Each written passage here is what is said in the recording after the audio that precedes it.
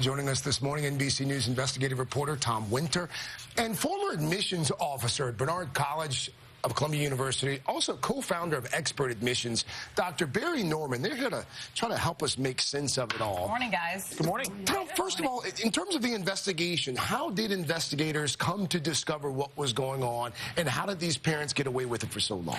Well, Craig, that's one of the things we're still trying to find out is exactly what the original investigation was. It wasn't this particular case that eventually led them to uncover this information, and this has been going on, according to the court documents, since 2011. So this has been going on for some time with the government.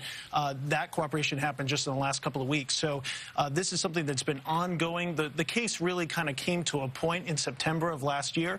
So this is something that is rapidly moved forward by law enforcement. And, you know, with time this morning, we're able to go through these over 300 pages of charging documents. We really start to get into some of the key details. And I think one of the things that's new that we're just starting to learn about is that there's nearly 800 families that were involved in this, 761. Do you know why I get so riled up about this? I feel like my eyes were open when I moved to New York City, right? So I went to Wichita, Kansas public schools. Kudos to USD 259 public school. And I remember when I moved to New York City, I'm like, no, we're going to go to school in our neighborhood. We're going to, you know, we're not doing all of this private school stuff. You know, I was so against it. And then slowly but surely, when you're here, you realize there's a whole nother matrix of getting into, and I'm talking about preschool, let alone college, and the steps that parents will take to get their kids into preschool and the money that they will spend. So we shouldn't be surprised then when you're talking about Ivy League schools. It's unfortunate that there's this cutthroat thing, this underbed that's been happening probably, which people think, for years. And perhaps this isn't the only one. Am I crazy? I mean, this has turned into a business. Sorry about my rant, but I get all hot and bothered about it because I feel like it could have been going on for years. Right. Probably has been going on for years. I mean, I don't know how you can't be bothered by it, right?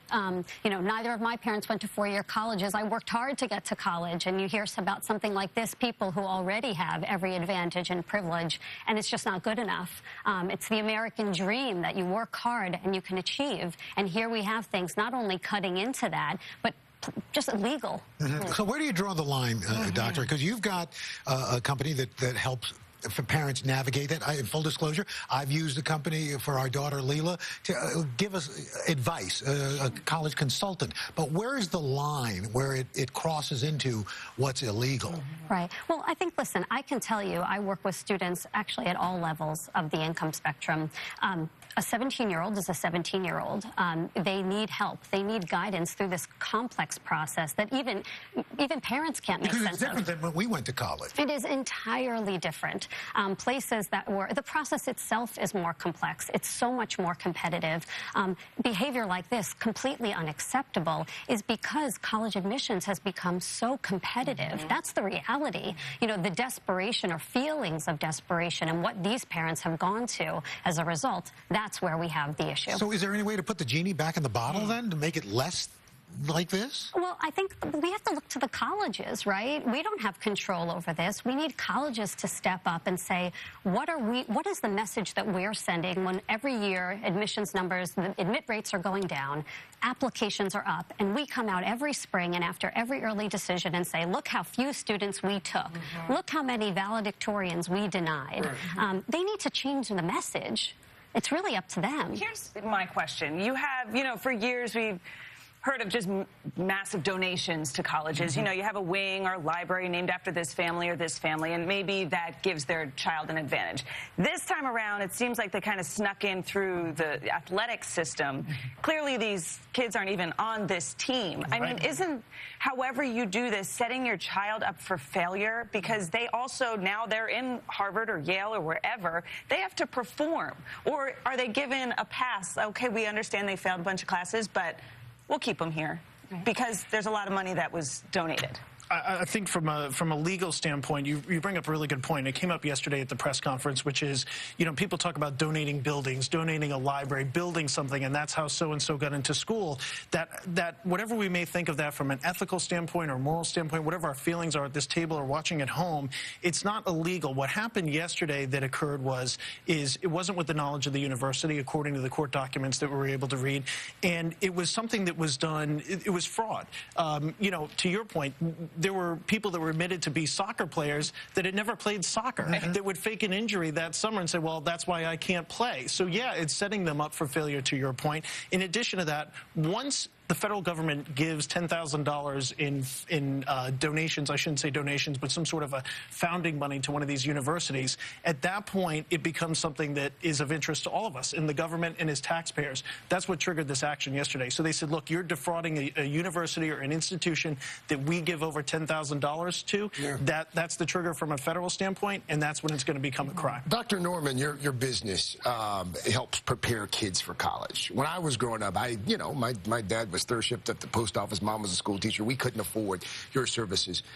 For folks who would say that even what you do gives kids an unfair advantage, your response would be what? My response is the same as I said before, which kids are kids. They need help and they need guidance. How much do you charge? I have a range of prices. I don't think that's not something that I want to talk about. But I work pro bono with a lot of students. Okay. We work with CBOs, community-based organizations, working with students who don't have access to services. We work hard to try and, listen, I can't make the whole system equitable, but I try my best, and I'm helping kids who really need help. I think, Tom, are there going to be, are people going to see jail time out of this, do you think? It's a great question. So the people that orchestrated this scheme and put together all of this, they're definitely going to see jail time as part of their plea agreements with the government. As far as people, the Hollywood folks that we've been talking about, that we've seen their pictures on the news for the last 24 hours or so, the chances that they actually see jail time is pretty low. There's no violent crime associated with it. There's no other broader crime that they committed beyond this. In the sentencing guidelines, which we've heard a lot recently because of what's going on in the Mueller investigation, they do call for jail time, but the judges have wide discretion here. And so I think it's unlikely that they'll actually see time inside of a prison, maybe a supervised release, probation, those type of things, just because there's not other crimes associated with it. What about the kids? Yeah. I mean, do they get kicked out of school? Or, I mean, it's going to be hard going to showing your face in class. The U.S. attorney has left the door open to potentially charging some of the students that were involved in this and did have knowledge. Some of the kids didn't even know that their parents were doing this, according to the court documents. They do leave the door open for charges there, and then, it's going to be up to the schools. I don't know. Acceptance letters are coming out next 2-3 weeks. Yeah. So what about these kids who are looking at those looking for those letters? I think there are going to be more questions and more hand-wringing. Certainly, those letters are starting to come out, and they'll be coming out in the next couple of weeks. I think, though, the message stays the same. Work hard. Most people are getting in the right way. Yeah.